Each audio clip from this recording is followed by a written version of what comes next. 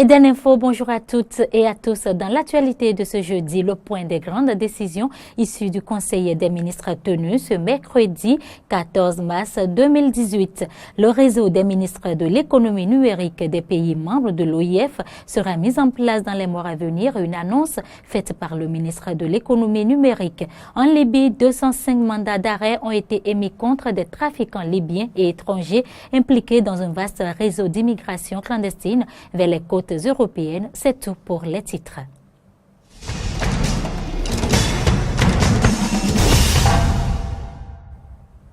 Merci de nous choisir pour vous informer.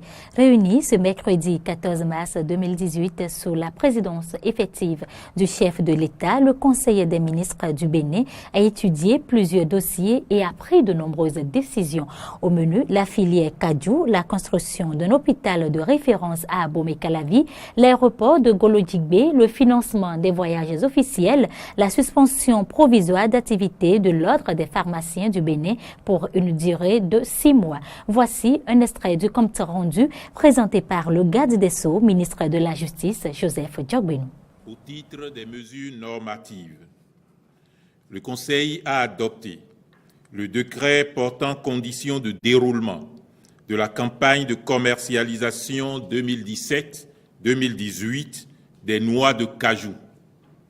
Cette campagne, dont le lancement se fera à Djougou, se déroulera sur la période du 15 mars au 31 octobre 2018. Le prix plancher d'achat aux producteurs des noix est fixé à 650 francs CFA le kilogramme contre 500 francs CFA le kilogramme proposé par les acteurs. Il traduit la volonté du gouvernement de promouvoir la filière en préservant à la fois les intérêts des producteurs, des transformateurs ainsi que des exportateurs. Compte rendu d'étape de la lutte contre les faux médicaments. Le ministre de la Justice et de la Législation a rendu compte au Conseil du jugement prononcé par la Chambre correctionnelle du tribunal de première instance de première classe de Cotonou le 13 mars 2018 dans le cadre du trafic de faux médicaments. Il ressort du dit jugement que le tribunal a retenu la culpabilité des responsables d'importantes structures d'approvisionnement pour des faits constitutifs d'infraction et les a condamnés à des peines d'emprisonnement ferme ainsi qu'au paiement d'amende. Prenant acte de ce compte rendu, le Conseil a décidé de suspendre provisoirement d'activité l'Ordre des pharmaciens du Bénin pour une durée de 6 mois. Ce, en vue de procéder à la réforme des cadres institutionnels, législatifs et réglementaires du secteur de la pharmacie. Cette réforme permettra notamment de, premièrement, revoir le statut de l'Ordre des pharmaciens et ses règlements d'application. Deuxièmement, mettre en place une commission de surveillance et de contrôle de la distribution des produits pharmaceutiques. En outre, en application du principe de précaution, le Conseil a décidé de retirer l'autorisation de mise en vente sur le territoire béninois des produits du laboratoire Niou Sésames et de faire procéder, par conséquent, au retrait de ces produits des officines. Les ministres de la Santé, de la Justice et de la Législation ont été instruits à l'effet de soumettre au Conseil, dans les plus brefs délais, les projets de tests sur la réforme du secteur des pharmacies. Rubrique des rencontres et manifestations internationales. Le Conseil a autorisé l'organisation de la 4e édition du Forum international des technologies au Bénin, IT Forum Bénin. Enfin, au titre des mesures individuelles, au ministère de la Justice et de la Législation, sur proposition du ministre, directeur général de l'Agence pénitentiaire du Bénin, M. Sedjro Gilles Yekpe. Des propos recueillis par Loris Freddy Davo et Fréjus Fiossi. La haute autorité de l'audiovisuel et de la communication AC a organisé ce mercredi 14 mars 2018 un atelier de renforcement des capacités des professionnels des médias sur la dissémination du guide des médias pour la protection de l'enfance et de l'adolescence au Bénin. C'est dans le but de permettre aux professionnels des médias de se familiariser avec ce guide en vue d'être mieux aguerris pour la protection de l'enfance et de l'adolescence dans les médias. Reportage. La presse béninoise dispose désormais d'un guide pour la protection de l'enfance et de l'adolescence au Bénin. Et c'est pour permettre aux journalistes de s'approprier le document que cet atelier a été initié. Outre les différents instruments juridiques existants qui régulent les médias, ce guide donne plus de détails en matière de protection, de dignité de l'enfant et de l'adolescent. De nos jours, il est de plus en plus fréquent de constater que certaines chaînes de télévision, dans la diffusion de leurs émissions ou de films, offrent à la consommation du public et sans différenciation aucune des images obscènes, macabres ou violentes à des moments de la journée où les enfants et les adolescents sont pourtant censés suivre leur programme. Nous avons jugé nécessaire d'organiser le présent atelier pour échanger avec nos partenaires ici présents sur le nouveau système d'alerte, afin que chacun prenne la pleine mesure de son importance et qu'ensemble, nous nous accordions sur les conditions et modalités de sa mise en application. Le guide des médias pour la protection de l'enfance et de l'adolescence au Bénin est disponible aujourd'hui grâce à la haute autorité de l'audiovisuel et de la communication AC et l'UNICEF. L'UNICEF, dont l'objectif premier est la protection des droits des enfants. C'est un ouvrage important puisque il a pour fonction de faire primer l'intérêt supérieur de l'enfant sur tout autre objectif dans un reportage télé, radio, presse écrite et web online. J'espère que chacun d'entre vous et tous les journalistes du Bénin pourront utiliser à tout moment ce guide, qu'ils l'auront dans leur poche pour le consulter et respecter les droits de l'enfant. Cet atelier de renforcement des capacités sur la dissémination du guide des médias pour la protection de l'enfance et de l'adolescence au Bénin, qui se tient à Cotonou, a déjà eu lieu à Porto-Novo et Parakou. Un reportage de Horacea Djodji et Damien Pedro. Lors de la visite de la secrétaire générale de l'Organisation internationale de la francophonie en décembre 2017, le gouvernement du Bénin, à travers son chef, le président de la République, avait proposé la mise en place du réseau des ministres de l'économie numérique des pays membres de l'OIF. Cette requête a été acceptée et le réseau sera mis en place dans les tout prochains mois.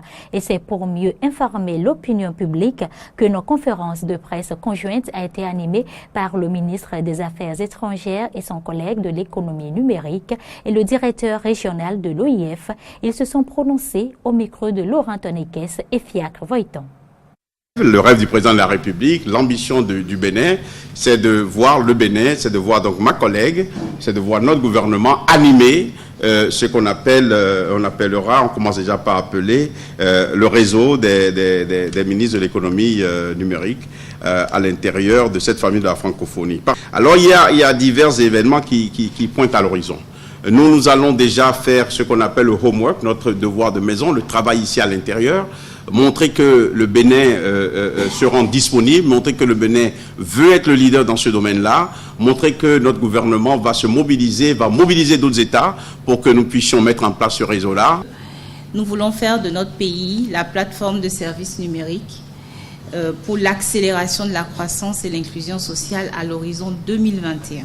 La mise en place de ce réseau, donc, d'un point de vue, disons, global, puisque ça concerne tous les pays membres de l'OIF, va venir mutualiser les efforts de ces pays, donc, et contribuer à accroître la performance du secteur du numérique dans chacun de ces pays. C'est également une formidable opportunité d'échange d'expériences, d'échange de meilleures pratiques, d'échange non seulement pour les ministres, parce qu'on parle de réseau des ministres en charge de l'économie numérique, mais oui, pour les ministres, mais également pour tout l'écosystème, parce que ça ne va pas s'arrêter au niveau des ministères. Cela va également s'infuser, se distiller au niveau de l'écosystème dans son entièreté, les startups, les entreprises privées, bien évidemment les structures et les entités publiques, les agences. Donc c'est tout un écosystème qui va en bénéficier. Et de facto, c'est aussi l'écosystème entier, parce que nous l'avons souvent dit et répété, et nous sommes en train de le vivre. L'économie numérique est un catalyseur pour l'ensemble des secteurs d'activité.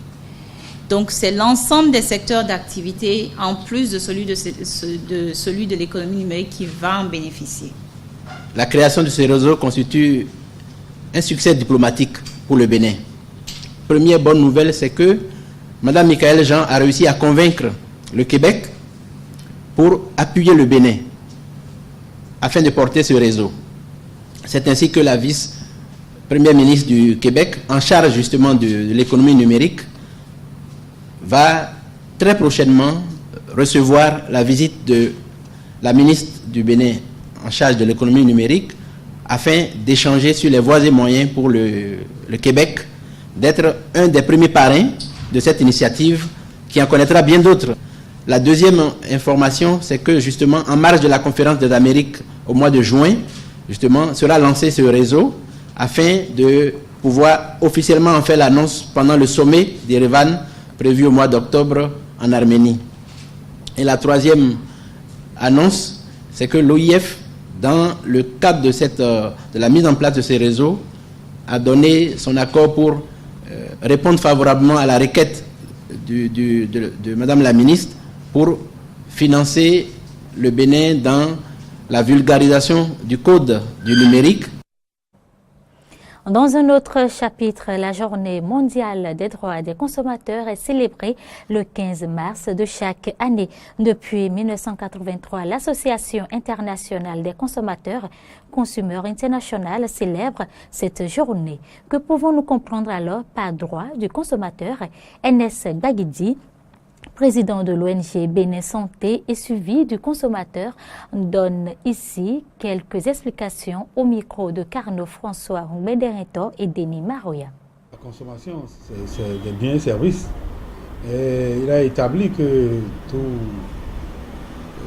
partenaire commerçant, distributeur industriel qui met à la disposition du public un bien ou un service doit être assujetti à un minimum que sont l'information, que sont la qualité et le coût, de manière grosso modo.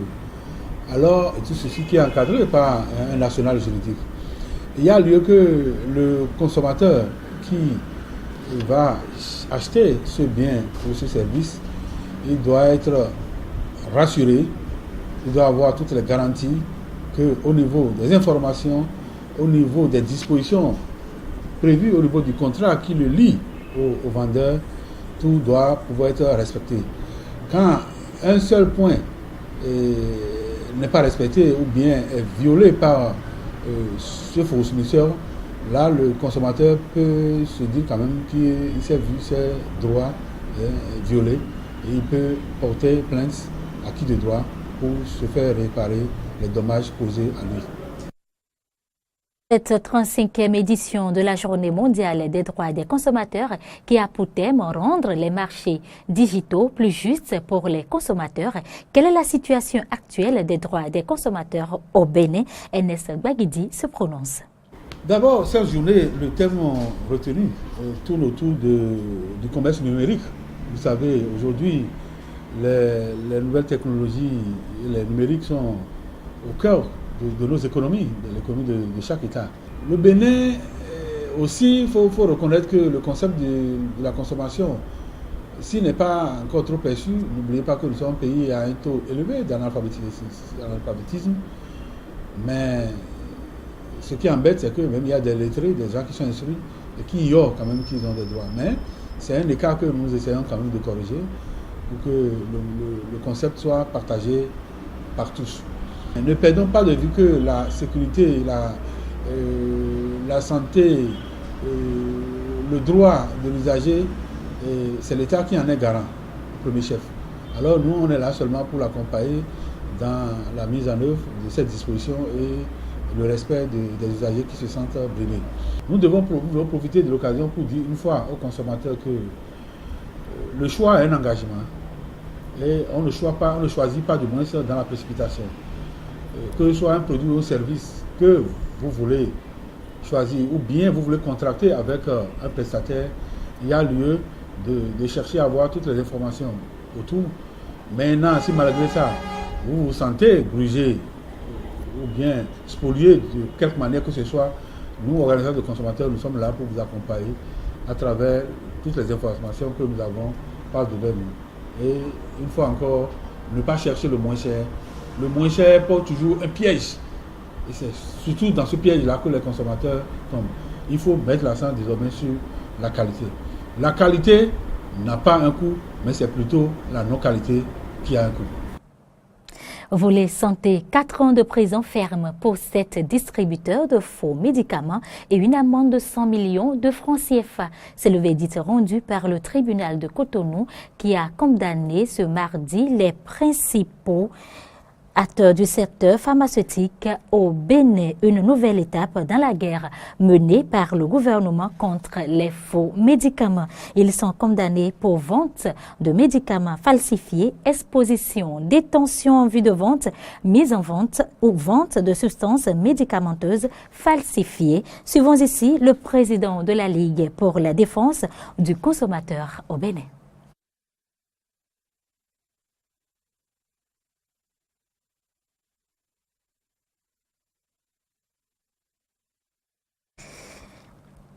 Je disais tantôt 4 ans de prison ferme pour 7 distributeurs de faux médicaments et une amende de 100 millions de francs CFA. C'est le verdict rendu par le tribunal de Cotonou qui a condamné ce mardi les principaux acteurs du secteur pharmaceutique au Bénin, une nouvelle étape dans la guerre menée par le gouvernement contre les faux médicaments. Ils sont condamnés pour vente de médicaments falsifiés, exposition, détention en vue de vente, mise en vente ou vente de substances médicamenteuses falsifiées. Suivons ici le président de la Ligue pour la défense du consommateur au Bénin.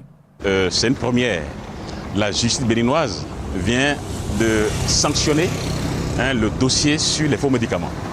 Le Bénin vient de donner l'exemple parce que dans tous les pays africains, il y a cette situation-là. C'est une décision quand même qui éduque tous les acteurs du secteur. C'est une décision qui donne la leçon à l'Afrique, la leçon au monde entier sur la question des faux médicaments qui sont vendus dans tous les pays africains, aux abords des rues, dans les boutiques, sous les arbres, ce qui ne se fait pas, ce qui ne devait pas se faire. Féliciter que cette procédure a vite abouti à des sanctions et cela démontre certainement l'engagement des autorités béninoises et de la justice en particulier de lutter véritablement contre les faux médicaments, une lutte engagée depuis plusieurs années au Bénin, mais dont on n'a pas franchement vu les résultats. Il a fallu attendre 2018 pour voir du concret. L'intersyndicale des pharmaciens réagit suite au verdict prononcé par le tribunal de Cotonou relatif aux faux médicaments. Selon elle, la responsabilité doit être partagée entre l'État et ses grossistes, suivant les propos de Lovis Koukbemedji, porte-parole de l'intersyndicale des pharmaciens du Bénin.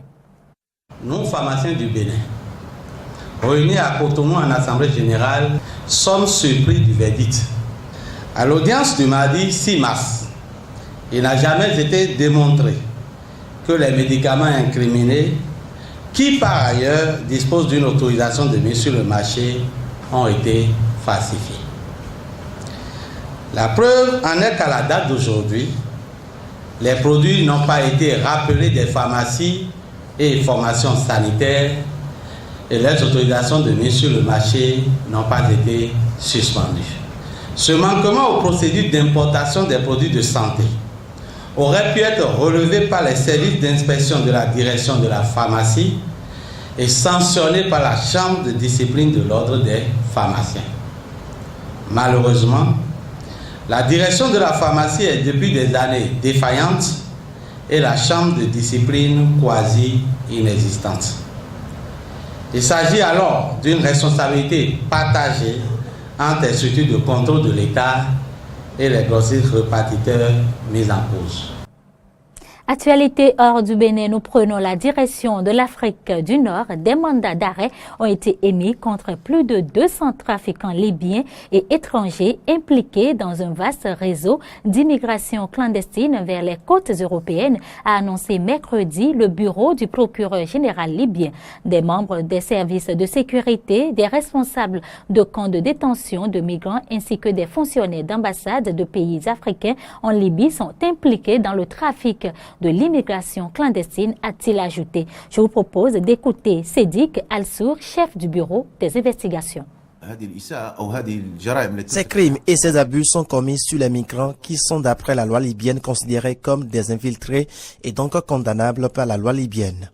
Mais ils sont victimes de crimes et d'abus et sont détenus par le département de l'immigration qui rançonne leurs familles. Ils sont torturés, tués et les femmes sont violées. Les enquêtes ont prouvé ces faits. 2 personnes ont été jugées pour trafic d'êtres humains et d'autres ont été arrêtées. Nous avons émis 205 mandats d'arrêt contre les personnes qui ont organisé l'immigration clandestine et le trafic d'êtres humains, la torture, les meurtres et les viols. Il a été prouvé que de nombreux officiers du département de l'immigration étaient impliqués dans ces opérations d'immigration clandestine. Il y en a 8 endroits où étaient rassemblés les migrants. Des femmes ont été violées. Le procureur a prouvé tout cela. En République tchèque, environ 3000 personnes ont manifesté mercredi soir dans le centre de Prague pour la liberté des médias, dont la télévision publique s'était systématiquement attaquée par le président Miloš Zeman, réélu le 27 janvier pour son second mandat de 5 ans à la tête du pays. Miloš Zeman, 73 ans, a une nouvelle fois critiqué violemment les journalistes jeudi dernier lors de son discours d'inauguration au château de Prague. Le chef de l'État les a notamment accusés d'avoir tenté de manipuler l'opinion publique. Les manifestants ont aussi observé une minute de silence en hommage au journaliste d'investigation slovaque Jan Kuciak qui enquêtait sur la corruption et a été assassiné fin février. Suivez plus tôt. Les gens qui n'ont pas leur place en politique ont pris les premières places. Ils ne se sont pas battus pour gagner notre liberté et ils n'ont pas le droit d'en priver ce pays. Si les politiciens actuels changent la gestion de la télévision tchèque, les gens de ce pays ne sauront plus ce qui est vrai et nous serons de retour à l'époque communiste où le mensonge était une norme. Les politiciens me rendent fou. La façon dont les législateurs se comportent, l'impolitesse, la vengeance, et ils ne se soucient de rien. Mesdames, Messieurs, c'est la fin de cette édition. Merci de l'avoir suivi.